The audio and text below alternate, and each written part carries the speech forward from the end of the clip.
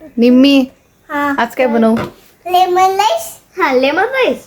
Okay चालेल. Okay बनव.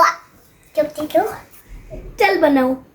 केला तुम्ही लेमन राइस. Lemon rice. चला तर आता आपण लेमन राईसची तयारी करूया. तर इथे मी कढई घेतलं, त्यामध्ये तेल गरम केलं, त्यामध्ये टाकले आहे मोहरी, त्यानंतर टाकले शेंगदाणे आणि थोडीशी डाळ टाकली आहे मी. तर चना डाळ आहे ही. तर तुम्हाला नसेल आवडत तर तुम्ही स्किप केलं तरी चालेल. तर मी थोडीशी लाल मिरची टाकली आणि हिरवी मिरची टाकून घेतली आहे. त्याला छान आता असं परतून घ्यायचं आहे. आपला शेंगदाणे पण छान थोडेसे लाल होऊ द्यायचे. त्यानंतर टाकला आहे कढीपत्ता. तर कढीपत्त्याचा फ्लेवर खूप छान येतो ह्या लेमन राईसमध्ये. तर थोडीशी हळद टाकली आहे कलरसाठी आणि मीठ टाकलं आहे. तर तुम्हाला जसं जेवढं तिखट पाहिजे तेवढं तुम्ही मिरची आपल्या अकॉर्डिंग ॲड करू शकता. तर इथे मी छान असा राईस होता माझ्याकडे, तर मी तो राईस टाकून घेतला आहे. तर तो एकदम असा सुटसुटीत राईस आहे. तर इथे तुम्ही उडद डाळ पण टाकू शकता. माझ्याकडे नव्हती म्हणून मी नव्हतं टाकला. तर तुम्ही बघू शकता इथे इतका छान असा कलर आला आहे आणि इतका छान असा सुगंध पण येत होता.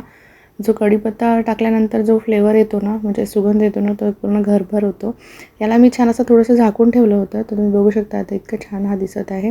तर आता मी इथे एक लिंबाचा रस वरून ॲड केला आहे. तर तुम्हाला पाहिजेच असेल तर तुम्ही थोडंसं जास्त पण ॲड करू शकता का कमी पण करू शकता लेमनचा, किंवा मग खाताना पण वरून सर्व करू शकता. तर आता आपला लेमन राईस रेडी आहे. त्यानंतर मी टाकला आहे कोरिअँडर. तर तुम्ही बघू शकता इतका छान झाला होता हा टेस्टला आणि माझ्या दोन्ही मुलांचा फेवरेट आहे लेमन राईस. तर आमच्याकडे सगळ्यांनाच आवडतो.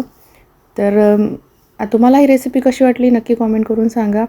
आणि लेमन राईस कुणाकुणाचा फेवरेट ते सुद्धा नक्की कॉमेंट करून सांगा.